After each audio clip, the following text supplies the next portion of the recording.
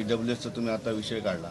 EWSचा सुद्धा आता मराठ्यांना फायदा भेटत नाही. ते तुमच्यामुळं गेलं असं OBCचे ससाने तुमच्यावर आरोप करतात की तुमच्या आंदोलनामुळे EWSही मराठ्यांचं गेलं.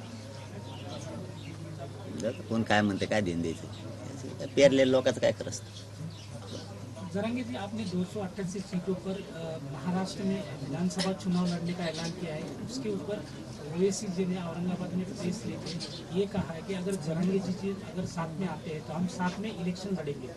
साथ में हाथ में कुठं आते विधानसभा नहीं, हम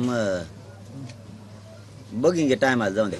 ते काय मराठी, दलित, मुस्लिम सगळ्या जाती धर्मावाले जर एक साथ बसेंगे तो खपाखप सगळ्याचीच निवडून येंगे ना. कशाला डोक्याला ताण, म्हणजे असं करण्याकात नाही कुठाना की तुम्ही इकडं आहो मै तिकडं आहो, तुम्ही कुंकडं जाओ.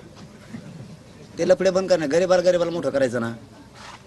सगळेच एकमेका काय संघ चलेंगे, पाडापाडी करू, पाडो नाही तर निवडून आणू, काहीतरी होईल ना, होईंगा काहीतरी होईंगा. धन्यवाद.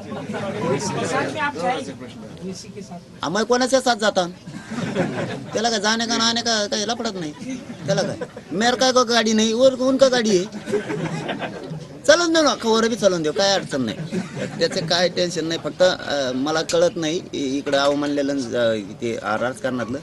फक्त गरीब को मोठा करेंगे सगळ्या, या एक जीवाने लढेंगे, करू भाऊ एवढीवर पाडापाडी.